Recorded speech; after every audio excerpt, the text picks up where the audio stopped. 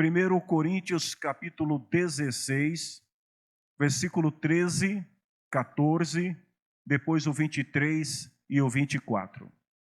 Diz assim a palavra de Deus: estejam alertas, fiquem firmes na fé, sejam corajosos, sejam fortes. Que tudo o que vocês fizerem seja feito com amor. Versículo 23. Que a graça do nosso Senhor Jesus esteja com vocês, e que o meu amor esteja com todos vocês, pois estamos unidos com Cristo Jesus. Amém? Feche os teus olhos, oremos. Você que está em casa também acompanhando a reunião, ore conosco neste momento. Em nome de Jesus Cristo. Senhor, nós estamos aqui reunidos em Teu nome e Te louvamos, agradecemos pela oportunidade que tivemos de cantar algumas canções em Tua honra, em Teu louvor. E agora, Senhor, nós também desejamos continuar participando desta reunião de culto, ouvindo a palavra do Senhor. Eu peço a ajuda do Teu Espírito Santo, para que eu seja um instrumento nas Tuas mãos, Senhor, que possa trazer ao coração do Teu povo a Tua santa palavra, e que esta palavra, Senhor, possa cumprir o seu propósito na vida de cada um de nós, e que nós possamos, pela graça do Senhor, pelo Espírito do Senhor, pela palavra do Senhor, saímos desta reunião renovados, edificados para a glória do Teu nome. Em nome de Jesus, amém. Podemos assentar. O apóstolo Paulo, ele estava concluindo a sua primeira carta para a igreja de Corinto. E Paulo decide, nesse capítulo, fazer um resumo de alguns pontos que ele considerava importantes e que deveria destacá-los para aqueles irmãos. Paulo apresenta aqui uma lista de recomendações que são válidos não apenas para, ou melhor, não foram válidos apenas para aquela comunidade de Corinto, mas essas recomendações de Paulo também são válidas para a igreja atual.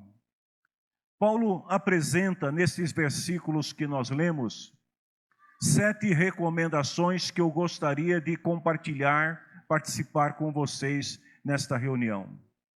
Logo no início do versículo que nós lemos, Paulo ele diz assim: estejam alertas.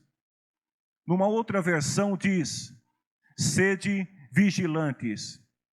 Paulo está lembrando os irmãos em Corinto sobre a importância de manter-se em alerta, em estado de alerta.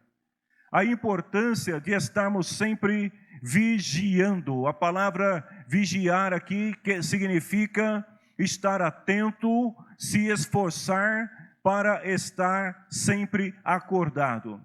Vamos imaginar a figura de um soldado que está no seu posto e de repente, tomado pelo cansaço, ele começa a dormir. Aquele sono que vem, talvez vocês que pegam condução aqui, quando volta do trabalho, dentro do trem ou no ônibus, na hora que você senta ali, vem aquele soninho que a mente diz, fica acordado, mas parece que o sono é mais forte. E aí você precisa estar vigilante. É isso que Paulo está dizendo. A igreja precisa estar vigilante para saber qual é o tempo que nós estamos vivendo.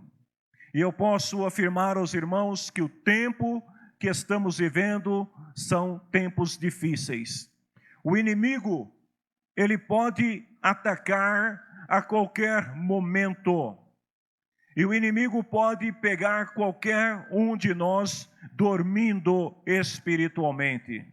Aliás, a sonolência espiritual tem sido um grave problema para a igreja atual.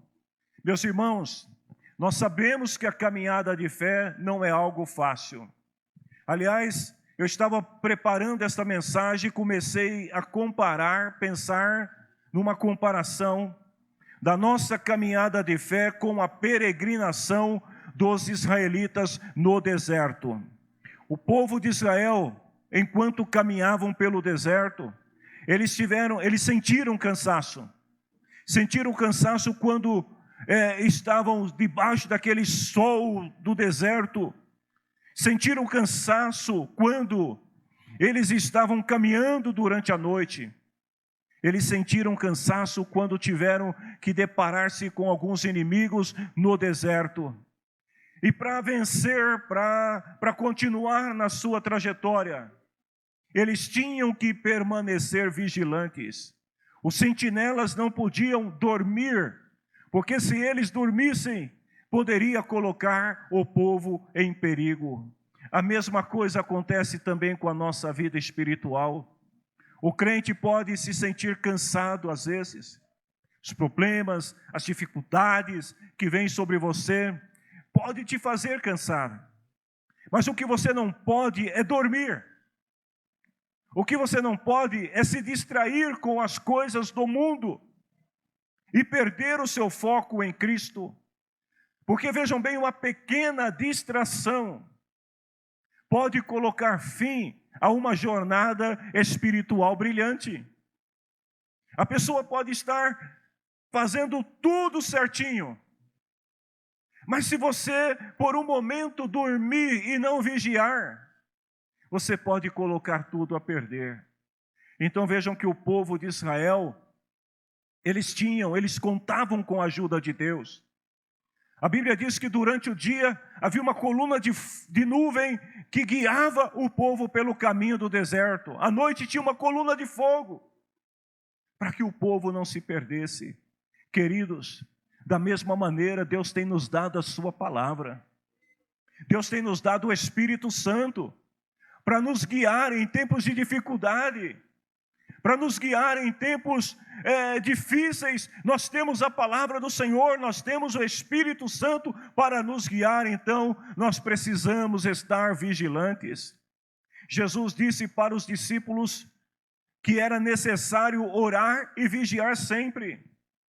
Alguém pode dizer assim: pastor, mas esta palavra não se aplica a mim, porque eu oro, eu vigio, eu estou firme, né? Tem aqueles que ainda batem no peito e dizem assim: eu não tenho falta de nada. Mas olha o que Jesus diz na sua palavra: vigiem e orem, para que não sejam tentados. Aí presta atenção no que Jesus vai dizer. É fácil querer resistir à tentação. Você querer é fácil, mas olha o que Jesus diz: o difícil mesmo é conseguir. Se você não tiver a ajuda do Espírito Santo, se você não tiver a palavra de Deus como fonte de consulta, de conselho, de orientação, de luz para a tua vida, com a tua força, meu irmão, você não consegue vencer. Você não consegue manter-se atento, porque quando a luta vem, o cansaço vem, o sono espiritual vem, você pode por um momento deixar de vigiar. Paulo, ele menciona na carta de Corinto, quando vocês puderem em casa, leia toda a primeira carta de Paulo a Coríntio, porque lá ele fala sobre alguns problemas que podem acontecer na nossa vida espiritual, que pode acontecer na igreja e que pode nos levar a um estado de sonolência. Por exemplo, Paulo fala sobre a origem das divisões da igreja. O que tornou a igreja de Corinto uma igreja sonolenta? Uma igreja espiritualmente frágil. Porque havia um grupo de irmãos que diziam assim: eu prefiro Paulo. Outros diziam: eu prefiro Apolo. Outros: eu prefiro Cefas. E a divisão causada por essas pessoas, sem que eles percebessem, estava causando sonolência espiritual na igreja. Paulo fala do perigo da imoralidade na igreja, porque aqueles irmãos, eles se sentiam tão firmes, tão seguros, que eles não perceberam que a imoralidade foi entrando aos poucos e eles foram aceitando aquilo naturalmente. Paulo fala sobre as questões do casamento, que muitas vezes pode levar também a um estado de sonolência espiritual, sobre a idolatria, as superstições na igreja, que muitas vezes as pessoas acabam dando mais valor a estas coisas do que propriamente a palavra de Deus. Paulo fala uma coisa muito importante que pode levar à sonolência espiritual. Olha só, o uso indevido dos dons espirituais. Porque aqueles irmãos, eles começaram a usar os dons que Deus tinha dado para eles de uma maneira errada. E por isso eles começaram a se distanciar do propósito de Deus. Sonolência espiritual é isso, é se distanciar do propósito da vontade de Deus para a tua vida. Então começaram a haver desordens no culto. Alguns irmãos já estavam em dúvidas em relação à vida eterna. E Paulo precisou inclusive ensinar aqueles irmãos sobre o uso correto das contribuições.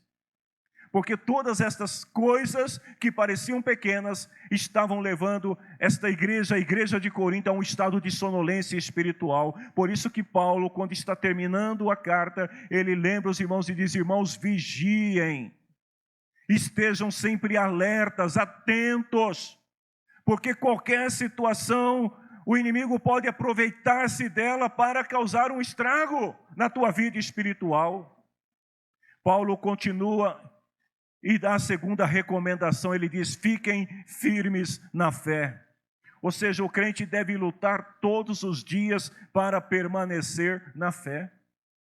E também não é tarefa fácil. Todo dia você acorda de manhã, você vai dormir, aí você ora, você agradece a Deus por mais um dia. Você, às vezes, você tem o privilégio de ter algum sonho espiritual e é tão maravilhoso quando isso acontece. Eu fico tão feliz quando eu estou dormindo que eu sonho que eu estou pregando em algum lugar, estou expulsando demônio. Irmãos, é maravilhoso esses sonhos. E aí você dorme tranquilamente, mas quando você acorda, a batalha começa tudo de novo. E tem duas batalhas que podem também nos afastar do propósito de Deus. A primeira está lá em Gálatas 5,17, que Paulo fala assim, que a gente está numa constante luta contra a nossa natureza humana, é a sua carne. Ele fala assim, porque a natureza humana, o que ela quer é contra o que o Espírito quer. A tua carne, ela vai sempre inclinar para as coisas do mundo, para aquilo que pode trazer alguma satisfação para ela, ainda que momentânea. Não é o que o Espírito quer. Então Paulo diz assim, o que o Espírito quer é contra a natureza humana. E ele diz, os dois são inimigos. Então, o primeiro inimigo que a gente tem que lutar todo dia para estar firme na fé é contra nós mesmos. É contra a nossa carne, é contra os pensamentos, é contra as palavras que falamos, é contra as atitudes que tomamos, é contra as omissões que às vezes temos durante o dia. Então nós lutamos o tempo todo contra a carne, e Paulo diz assim, o teu espírito, ou o espírito que está em você, e a carne são inimigos, eles conflitam e guerreiam entre si. E aí você deve estar pensando, não é fácil vencer a carne. Mas aí em Efésios 6,12, Paulo fala de um segundo inimigo que também pode te afastar da fé, que pode roubar essa firmeza que você tem na fé. Paulo fala assim, a nossa batalha não é contra as pessoas, mas é contra as forças espirituais do mal que vivem nas alturas. Ou seja, o crente está o tempo todo em batalha contra ele mesmo e o tempo todo em batalha contra as forças espirituais da maldade. E onde é que a gente pode buscar o fortalecimento da fé? Aonde é que a gente vai buscar esta força que Paulo está dizendo aqui que a gente precisa ter, estar firme na fé, esta firmeza espiritual? Um dos melhores lugares para você buscar isso, sabe onde que é? Aqui, na igreja, na casa do Senhor. Porque na igreja, a nossa comunhão, o nosso serviço, ele nos edifica, quando você vê o seu irmão em comunhão contigo, servindo ao Senhor com você. A salvação, ela é ensinada, ela é praticada, o amor é vivido. Ou seja, a igreja é o melhor ambiente para nós fortalecermos a nossa fé. Por isso que às vezes as pessoas dizem assim: poxa, se eu pudesse eu morava na igreja. Você já ouviu alguém falar assim? Talvez você seja uma dessas pessoas que diz assim: eu queria morar na igreja, ficar lá cantando, cultuando, né? Comendo na cantina da igreja e se alegrando, e está tudo bem. Porque o ambiente igreja é um ambiente maravilhoso. Ainda que haja problemas, como tinha também na igreja de Corinto, mas a igreja continua sendo o melhor lugar.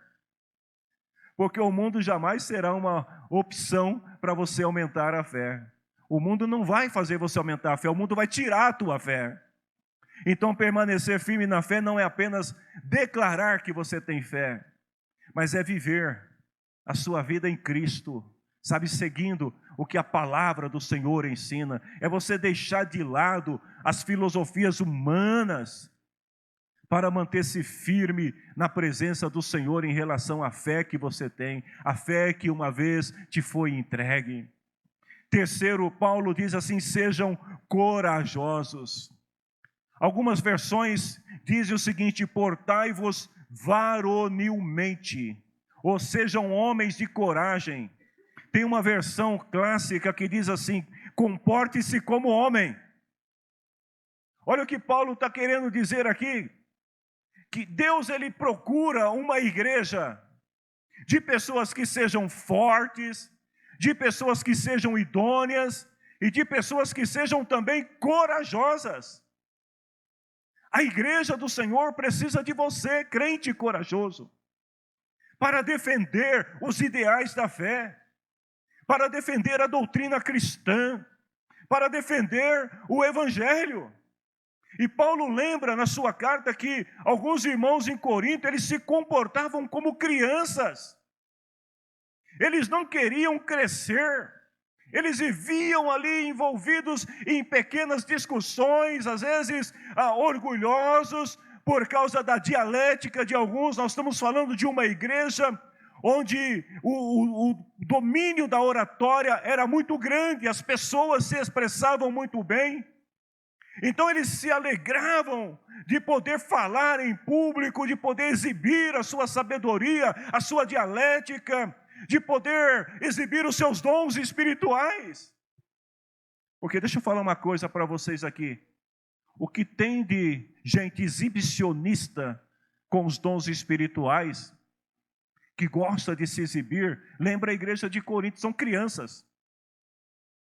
Tem dom de revelação, e aí fica revelando de cima do púlpito a vida dos irmãos, para contar a história da vida dos irmãos. Se a revelação é por irmão, eu tenho uma revelação para o irmão Ronaldo, eu vou falar para o irmão Ronaldo, por que eu preciso falar da vida dele para todo mundo? Profetas que ficavam se exibindo. A exibição era tão grande que Paulo, ele chegou a ponto de dizer assim: irmãos, por favor, um de cada vez. Porque eles eram crianças. Eles não queriam crescer. Então, vejam bem, Paulo deixa bem claro aqui que esses irmãos, ao invés de se voltar para o ministério da palavra que edificava, eles estavam se portando infantilmente, a ponto de Paulo dizer que eles não tinham se desenvolvido, que precisavam ser alimentados com leite espiritual, porque não estavam prontos. Paulo diz assim: vocês vivem como pessoas deste mundo. Porque aí Paulo fala, quando existem ciumeiras, quando tem brigas, será que isso não é prova que vocês são iguais às pessoas do mundo, fazendo o que eles fazem? Porque o crente é para ser diferente. Então, Paulo aqui lembra os irmãos que o propósito de estar na igreja, irmãos, o propósito de nós estarmos aqui agora, não é para nos exibir acerca dos dons, das qualidades espirituais que nós temos. Mas o propósito de nós estarmos aqui é o nosso crescimento espiritual como igreja de Cristo. É por isso que nós estamos aqui. E Paulo, ele está ensinando os irmãos aqui o seguinte, que quem é maior de idade tem que se comportar como adulto. Por isso que ele fala assim: comporte-se como homem. Portai-vos varonilmente, quer dizer, sejam adultos. Crentes que estão na igreja há muitos anos, escute isso. Se você está na igreja há muitos anos, você precisa escutar isso. Você precisa ser pilar na igreja. Você precisa ensinar os outros na igreja. A pessoa que já está servindo a Deus há muitos anos não pode querer ser criança. É a mesma coisa que você pegar um adulto de 25, 30 anos, se comportando como uma criança de 10, a não ser que ele tenha algum problema mental. Mas se for aí é anormal, é uma outra situação que merece cuidado, mas se ele é um adulto normal, querendo se portar como uma criança, está errado. Então vejam, Paulo está ensinando os irmãos aqui o seguinte: irmãos, vocês precisam se portar varonilmente, vocês precisam se portar como cristãos adultos. Deus conta conosco. Deus conta com crentes que sejam corajosos, crentes que sejam bons soldados, que tenham idoneidade na fé, que sejam habilidosos, cheios do poder da graça de Deus para servir ao Senhor. Em quarto lugar, Paulo diz assim: irmãos, sejam fortes. Numa outra versão diz assim: esforcem-se. Ou seja, mesmo que você seja fraco, ou se considere fraco, se esforce para ser melhor, para ter mais, vamos dizer assim, ter mais corpo, mais força, mais disposição. O fortalecimento, ele é gradual. E ele acompanha o seu crescimento espiritual. Por isso que quando Paulo fala lá: olha, vocês não podem continuar sendo crianças, é porque para ser forte a gente precisa crescer. E se não houver crescimento espiritual, o crente vai sempre ter a força de uma criança. Vai ser sempre aquele crente fracote, que está sempre precisando que alguém empurre, sabe? Que alguém carregue nas costas, que alguém amarre uma cordinha e traz para a igreja. Por quê? Porque está sendo uma criança fraco. Às vezes cresceu, mas não se alimentou adequadamente, corretamente. E aí quando surgem lutas, dificuldades, não tem força, não tem disposição. Eu me lembro que quando eu era criança, eu tinha, acho que uns 8, 9 anos, por aí. Meu irmão Donizete está ali, ele também vai se lembrar desse episódio. Os antigos lembram das vendas, né? Venda era um bar que parecia um mercado, que vendia de tudo, era uma mercearia, sei lá, isso chamava de venda. Na venda vendia gás também. Só que a venda ficava muito longe da casa da minha mãe. A minha mãe pegava a gente e falava: vai buscar o gás, não era assim? Mas é pesado, põe um pau no meio, um de um lado, outro do outro. Ensinou a gente a ser criança forte. Hoje em dia, deixa quieto, né? Mas tem uns bebezão aí que... Outro dia eu fiz um teste com o meu. Chegou o gás lá em casa, eu falei: precisa de ajuda aí, pai? Você está pensando o quê? Eu aguento. E eu deixei ele carregar só para ver se aguentava mesmo. Porque a gente não pode crescer fraco, a gente precisa crescer forte. Então, à medida que a gente cresce na graça, no conhecimento, a gente também vai crescendo em força espiritual. Por isso que é importante você estudar a Bíblia, por isso que é importante você estar numa reunião de ensino, por isso que é importante você orar, por isso que é importante você participar mais. Porque Jesus, quando era criança, lá em Lucas 2,40, olha o que diz: o menino crescia e ficava forte. Jesus era criança, já ia para o templo, e já estava também se fortalecendo, tanto fisicamente quanto espiritualmente. A palavra diz que ele tinha muita sabedoria e era abençoado por Deus. A exortação seja forte está ligada à recomendação anterior, que fala sobre ter coragem varonil. O crente precisa permitir que Deus o fortaleça, irmãos. Deus é a nossa fonte de poder. Lá em Deuteronômio 31:6, o Senhor diz assim: sejam fortes e corajosos. O Senhor irá com vocês. Meus irmãos, nós precisamos nos fortalecer espiritualmente para que nós possamos avançar e conquistar os propósitos de Deus para a nossa vida.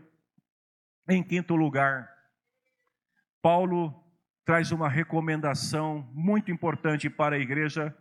Ele diz assim: que tudo o que vocês fizerem seja feito com amor. Noutra versão diz assim: todos os vossos atos, da NVI, todos os vossos atos, é tudo o que você fizer, sejam feitos com amor, façam tudo por amor. Paulo cita, nesse mesmo capítulo que nós lemos, ele cita a família de um irmão chamado Estéfanas. Estéfanas, ele é um exemplo de alguém que vivia o amor de Deus na prática.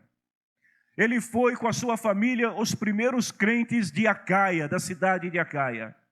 E Estéfanas tinha um amor tão grande pelo evangelho que ele acabara de conhecer, que ele abriu a porta da sua casa e começou a levar as pessoas para dentro da sua casa para ensinar o evangelho que ele tinha acabado de conhecer. Queridos, olha só que coisa interessante: quando o amor de Deus cativa uma família, ou seja, quando um lar ele está tomado pelo amor de Deus, a tua família se torna uma família missionária. Porque quando você vive o amor de Deus, e a tua família vive esse amor de Deus, as pessoas começam a olhar para você e começam a desejar ser como você. Agora, se no teu lar cristão existem intrigas, brigas, confusões, gritos, palavrões, ofensas e às vezes até cadeira voando pelo alto, as pessoas vão olhar e vão dizer assim: isso é ser crente? Ah, mas é tão bom quando o amor de Deus está no lar. Você é solidário com os seus vizinhos, você ajuda eles, você, se alguém está necessitado, você vai lá e socorre, e as pessoas começam a ver, você se torna uma família missionária. A família de Estéfanas se tornou uma família missionária, por causa do amor que dominava o coração deles. Famílias amorosas e espiritualmente sólidas são desejadas e são necessárias para serem pilares da igreja local. Porque se a tua família é uma família amorosa e é uma família missionária, as pessoas terão sede e desejo de ser como você. E isso vai contribuir para o crescimento da tua igreja local. Na igreja e na vida, tudo o que nós fazemos, precisamos fazer com amor. Porque você é cristão a vida toda, você não é crente na igreja, você é crente em casa, você é crente no trabalho, você é crente na escola, você é crente no seu círculo social. Ou seja, o amor em nossa vida convence o mundo sobre a nossa fé. Porque quando o mundo vê esse amor de Deus exposto na tua vida, nas tuas ações, nas tuas palavras, o mundo se convence que a tua fé é uma fé verdadeira. Na igreja em que o amor não é percebido, ela pode ser brilhante em números, em qualidade, em templo, em beleza, mas se ela não tiver o amor, ela não terá o brilho da presença de Deus. A melhor tradução que a gente pode encontrar para esta recomendação de Paulo é: seja apaixonado. Seja apaixonado pelo Evangelho. Seja apaixonado pela palavra de Deus. Seja apaixonado pelo teu ministério. Seja apaixonado pela tua igreja.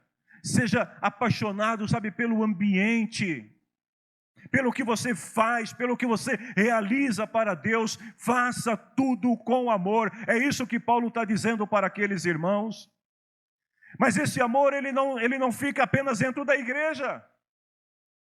Ele se estende, por exemplo, para o teu lar. Vamos usar alguns exemplos. Se você cozinha, se você lava, se você passa, se você disciplina os teus filhos, se você reclama de alguma coisa da tua casa, faz parte. Se você trabalha e você é empregado, se você é patrão, não importa, faça tudo com amor. Qualquer coisa que você tiver que fazer, você está lá trabalhando, lembre-se disso, você não está trabalhando para servir as pessoas, você está trabalhando como quem faz um serviço para Deus. Teu patrão é opressor, é iníquo, é terrível, é ímpio, mas lembre-se disso, o que você está fazendo, se você fizer com amor, você vai estar fazendo para Deus. Se você prega, pregue com amor.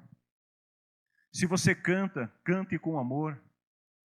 Ontem, eu fiquei o dia inteiro pensando sobre o que eu deveria ministrar, qual palavra que eu deveria trazer. Irmãos, vocês não sabem a dor de cabeça que é para mim pensar sobre o que devo ministrar.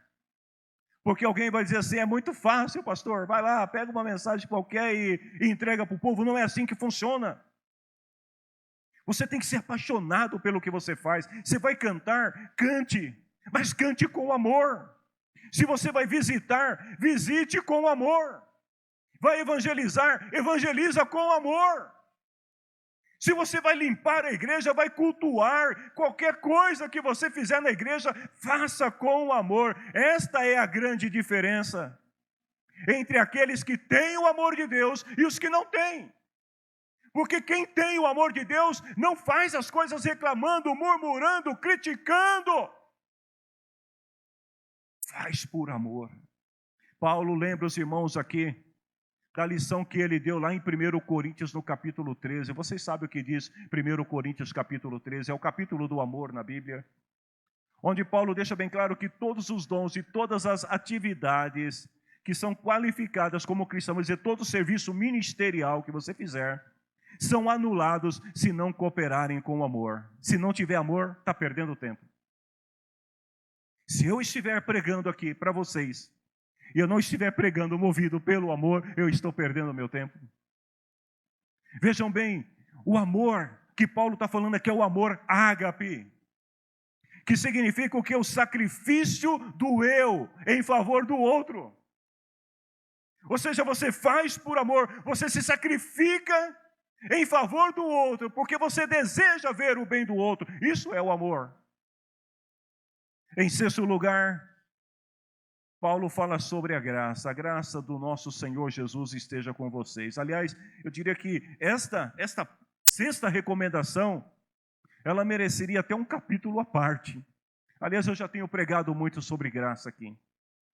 Mas eu vou tentar resumir para vocês aqui a importância da graça. Pela graça de Deus, pela graça, uma igreja fraca. Pela graça de Deus, uma igreja pobre. Pela graça de Deus, uma igreja enferma pode se tornar forte, estável, resistente, resiliente, vitoriosa. É pela graça de Deus. Nós devemos deixar de lado, irmãos, tudo aquilo que nos enfraquece e começar a buscar aquilo que nos edifica. Se você está fazendo alguma coisa na tua vida, ou você está gastando o teu tempo em alguma coisa na tua vida que está te enfraquecendo, que está te afastando da comunhão dos irmãos, que está te afastando da comunhão da igreja, que está te afastando do desejo de servir ao Senhor, então deixe de lado essas coisas e comece a buscar aquilo que te edifica. Isto é graça. A graça se manifesta quando você abre o teu coração para buscar aquilo que vem de Deus. Então vejam que quando Paulo começou a escrever essa epístola, esta carta aos Coríntios, lá no primeiro capítulo, Paulo começa dizendo assim: irmãos, que a graça e a paz de Deus, o nosso Pai, esteja com vocês. E eu penso que Paulo não poderia encontrar um final melhor para terminar a carta. Ele começa escrevendo pela graça e ele termina escrevendo e falando da graça. Porque a graça, ela é preciosa. A gente costuma definir graça como o favor imerecido de Deus. Mas eu gostaria de trazer mais uma definição de graça para você. O significado da graça. Graça é nada menos que o poder total e amoroso do Deus onipotente, do Deus onisciente, do Deus onipresente, que se dirige ao homem para o seu bem, dentro do desígnio divino de salvação. Ou seja, a graça de Deus, ela se revela através do sacrifício de Jesus. Porque através do seu sacrifício, tornou-se possível que a graça de Deus nos alcançasse. Paulo está dizendo aqui para os irmãos, eu quero que esta graça esteja sobre vocês, porque a graça de Deus, ela torna possível o arrependimento e a fé do homem que se humilha para recebê-la. Em sétimo lugar, eu quero pedir a Camille para já se aproximar. A última recomendação de Paulo, eu poderia ter trocado e colocado essa última como sexta e a graça como sétima. Mas essa última recomendação de Paulo, ela é muito importante porque ele está falando de algo muito pessoal aqui. Ele está falando de algo que ele deseja dar para os irmãos. E realmente só quem tem pode dar o que Paulo está oferecendo para esses irmãos. Ele diz assim, que o meu amor esteja com todos vocês. Olha que palavra linda, irmãos. Depois de apresentar a graça, Paulo diz assim, irmãos, que o meu amor. Note que ele não está falando aqui o amor de Deus, o amor de Cristo. Mas Paulo está falando do amor que ele experimentou em Deus. Esse amor que foi tão grande, tão profundo, que levou Paulo a abrir mão, a abdicar-se de tudo, para poder cumprir o propósito de Deus na sua vida. Ele está dizendo, é este amor que eu desejo que esteja com vocês. O amor que Paulo tem por Jesus é a sua maior bênção. E é este amor, esta bênção, que Paulo deseja compartilhar com os irmãos. Vejam bem, queridos, não há maldição pior do que estar tão perto da fonte do amor e impedir que esse amor influencie toda a vida, dentro e fora da igreja. Quantas pessoas que às vezes estão na casa do Senhor, que às vezes se qualificam como cristãos, mas não experimentaram esse amor que Paulo experimentou e que ele está dizendo, eu desejo esse amor para vocês. O que Paulo está deixando bem claro aqui, na verdade, é um esforço de Paulo, porque eu não vou entrar na história de Paulo agora, o tempo não permite. Mas a igreja de Corinto, em alguns momentos, ela menosprezou o ministério apostólico de Paulo. Tanto que no capítulo 9 ele teve que fazer defesa do seu apostolado para aquela igreja. Porque aqueles irmãos, eles estavam tão tomados pela vaidade, que eles esqueceram de Paulo, o apóstolo, que contribuiu para que aquela igreja existisse. Então Paulo agora, depois de estar de tudo aquilo que Paulo sofreu, a rejeição, a reprovação daqueles irmãos, ele pretende terminar a carta dizendo, irmãos, ainda que tudo isso tenha acontecido da parte de vocês, o meu desejo é que o meu amor possa fluir na vida de vocês. Ou seja, apesar das lágrimas que Paulo derramou por causa daquelas pessoas, dos ataques que Paulo sofreu, ele deixa bem claro que o meu amor esteja com todos vocês. Queridos, que esse amor possa estar no coração de cada um. Eu não sei se alguém te atacou, se alguém te feriu, mas com certeza o ataque não chegou ao nível que Paulo teve que sofrer e suportar. Mas agora ele se dirige para aquela congregação, para aqueles irmãos. E quando ele diz todos vocês, vejam que Paulo não está deixando de lado ninguém. Ele está falando tanto dos amigos quanto dos inimigos. E ele está dizendo assim, que o meu amor esteja com vocês. Ou seja, não importa quanto dano você tenha sofrido, o amor de Deus no teu coração, que esse amor, ele possa saltar da tua vida em direção a todos aqueles que estão ao teu redor. Um certo escritor disse o seguinte, que a cola que dá coesão a todo o corpo espiritual não é a simpatia pessoal. A cola que dá coesão a todo o corpo espiritual não é a simpatia pessoal, por mais bela que ela seja, mas é o espírito de comunidade expresso no amor em Cristo Jesus. Você não precisa andar pelos corredores do templo com um sorriso aqui. Não precisa, eu não sei fazer, mas é mais ou menos assim, né? Você não precisa disso. O que você precisa é ter no teu coração esse espírito de comunidade que se expressa através do amor de Deus que está em você. Esse amor que salta da tua vida em direção à pessoa que está do teu lado. Que nós possamos viver esse amor de Deus em nossos corações. Eu quero te convidar neste momento para se colocar em pé. Se esta palavra falou ao teu coração neste momento, esse é o momento agora de nós orarmos ao Senhor. Senhor, eu preciso de coragem. Senhor, eu preciso deixar de ser uma criança espiritual, preciso crescer. Senhor, eu preciso ser mais esperto, sabe, vigiar mais.